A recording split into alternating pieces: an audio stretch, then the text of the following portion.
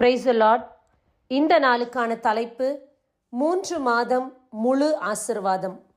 ஆண்டவரின் பேழையை தாவீதும் அவரோடு சேர்ந்து 30,000 பேரும் அதை வண்டியில் வைத்து கொண்டு வந்தார்கள். வரும் வழியில் மாடுகள் மிரள ஊசா என்னும் மனிதன் கடவுளின் திருப்பேழையை தாங்கி பிடித்தார். அப்போது ஊசாவின் மேல் ஆண்டவருடைய கோபம் எழுந்தது. உடனடியாக ஆண்டவர் அவனை வீழ்த்தினார். ஊசா அந்த இடத்திலேயே இறந்து விட்டார். இந்த சம்பவத்தை பார்த்த தாவீது ராஜா பயந்து விட்டார். ஆண்டவருடைய திருப்பேழையை அவர் கொண்டு செல்ல மறுத்துவிட்டார். இந்த சம்பவத்தை குறித்து அவர் கலக்கமுற்றார்.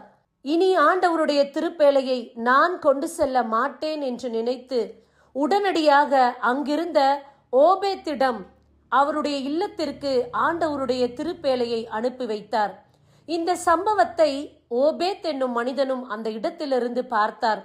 அரசனாகிய தாவீதே ஆண்டவருடைய திருப்பேழையை கொண்டு செல்ல பயந்து விட்டார் என்றால் ஓபேத்து சாதாரண மனிதன்.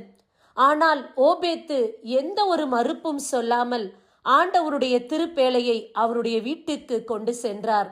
நம்முடைய வாழ்விலும் சில நேரங்களில் இப்படிப்பட்ட சம்பவங்களை நாமும் சந்திக்க நேரிடலாம். ஏதோ ஒரு காரியத்தை அல்லது செயலை அனுபவம் இல்லாத நம்மிடத்தில் திடீரென்று கொடுக்கும்போது ஒரு பதட்டம் ஏற்படும், பயமும் ஏற்படும். அதே போலத்தான் ஓபேத்துக்கும் பதட்டமும் பயமும் இருந்தாலும் தயக்கம் இல்லாமல் அதை ஏற்றுக்கொண்டார். ஆண்டவருடைய திருப்பேழையை அவருடைய வீட்டில் 3 மாதம் அவர் வைத்திருந்தார். 2 சாமுவேல் அதிகாரம் 6 இறைவார்த்தை 11. ஆண்டவரின் பேழை கிதியோனான ஓபேத் ஏதோமின் இல்லத்தில் 3 மாதங்கள் தங்கிற்று. ஆண்டவர் ஓபேத் ஏதோமுக்கும் அவன் வீட்டார் அனைவருக்கும் ஆசி வழங்கினார். தாவீது அரசனே திருப்பேழையை கொண்டு செல்ல மறுக்கும்போது, பயப்படும் போது அந்த இடத்தில் ஓபேத்துடைய இல்லத்திற்கு அந்த திருப்பேழை கொடுக்கப்படுகின்றது. தயக்கம் இல்லாமல் அதை வாங்கி செல்கின்றார், அதை ஏற்றுக்கொள்கின்றார். ஆனால் ஏற்றுக்கொண்ட அவருக்கு பெரிய ஆசீர்வாதங்கள் காத்திருந்தது. 3 மாதம் ஆண்டவருடைய திருப்பேழை ஓபேத்துடைய இல்லத்தில் இருந்தது.